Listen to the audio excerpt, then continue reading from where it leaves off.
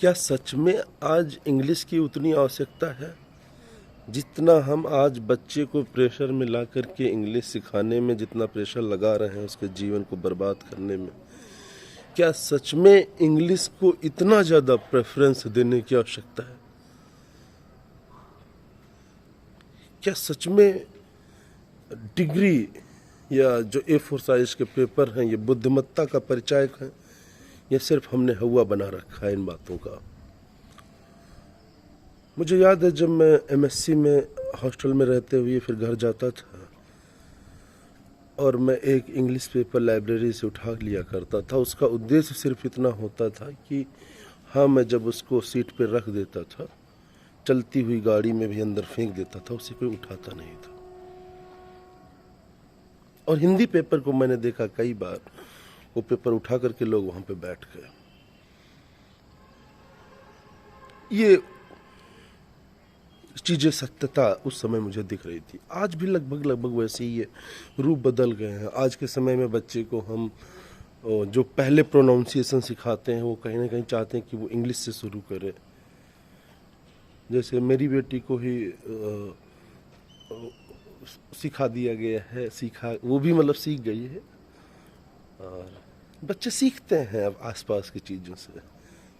तो वो क्यों इतना ज़्यादा हम हवा बनाते हैं इन चीज़ों को लेकर के कि नहीं, भाषा है, वो सिर्फ एक भाषा है। और भाषा का जो सही डिफिनीशन है वो ये है कि कैसे हम कम्युनिकेट कर पा रहे हैं। अब कौवा काँव काँव कर रहा है, ये उसकी अपनी भाषा है। कोयल टूहू टूहू कर रही है, उसकी भाषा है। कुत्ता भौं भौं कर रहा है, उसकी अपनी भाषा है। ऐसा नहीं कि भाषा सिर्फ आपकी है, हर किसी की एक अपनी भाषा है। That is the part of communication.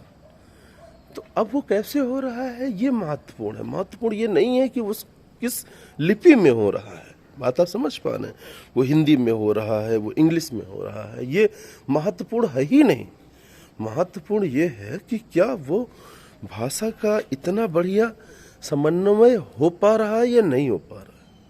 अगर हो पा रहा है तो बहुत अच्छी बात है, अगर नहीं हो पा रहा है तो हमें उसके लिए कोई दूसरे तरीके खोजने चाहिए, अगर हमारी आवश्यकता है तो। मुझे लगता है बच्चे को अंग्रेजी की पहले आवश्यकता तो समझने दो। उसने अगर बिल्ली बोला है तो कोई प्रॉब्लम नहीं, उसने कुत्ता बोला है तो कोई प्रॉब्लम नहीं। आप उसको डॉगी सिखाने के चक्कर में क्यों पड़े? वो घोड़ा बोल रहा है, कोई दिक्कत नहीं, आप उसको हॉर्स मत सिखाइए। गाय बोल रहा है, गाय बोल रहा है, उसको काऊ सिखाने की आवश्यकता नहीं है। उसको पंखे को फैन सिखाने की आवश्यकता नहीं है।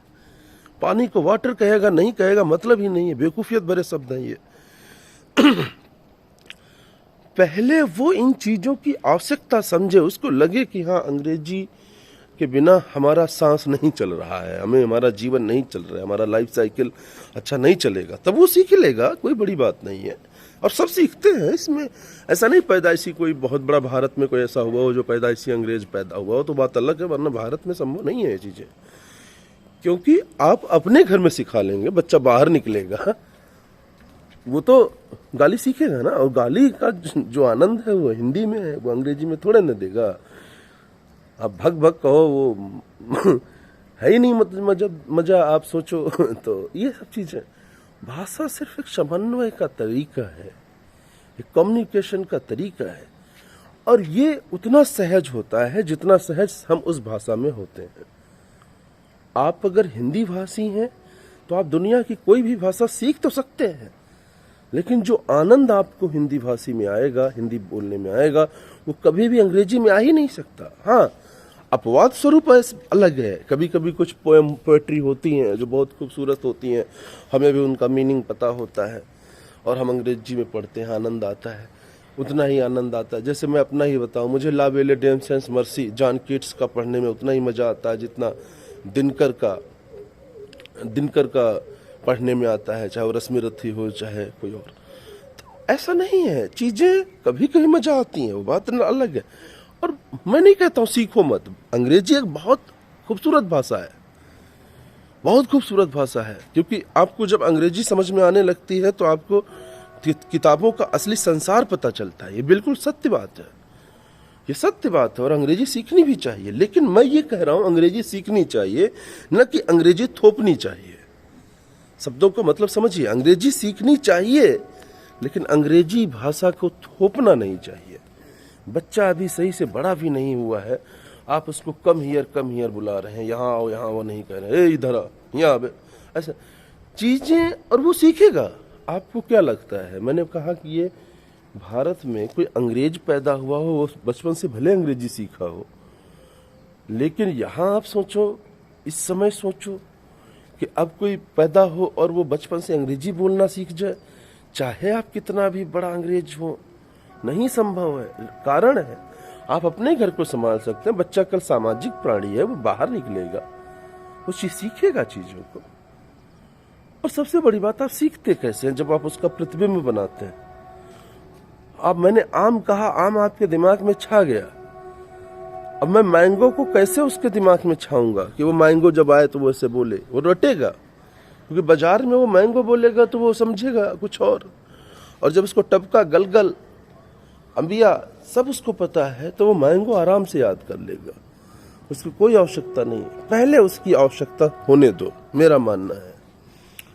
और अंग्रेजी इतनी सरल भाषा है, इतनी सरल भाषा, मुझे लगता है कि विश्व की समस्त भाषाओं में इससे ज्यादा कोई सरल भाषा हो ही नहीं सकती अंग्रेजी से, इतनी सरल भाषा है। खैर, मुद्दा कुछ और था मेरा। तो मैं ये भाषा सीखने या न सीखने के पक्ष विपक्ष में मैं नहीं हूं। मैं सिर्फ इतना कह रहा हूं कि आप बच्चों के ऊपर भाषा का दबाव मत बनाइए, अंग्रेजी का दबाव मत बनाइए, ये अंग्रेजी को लेकर के हवा मत बनाइए कि अंग्रेजी है तो ज्ञान है। ऐसा ही A4 size paper, degree, marksheet है तो ज्ञान है, ऐसा नहीं होता। ज्ञान एक अलग शब्द है और अंग्रेजी एक भाषा है, इससे ज्यादा कुछ नहीं। और हमें इसकी शुरुआत करनी होगी छोटे बच्चों से, खुद से, हम सभी से।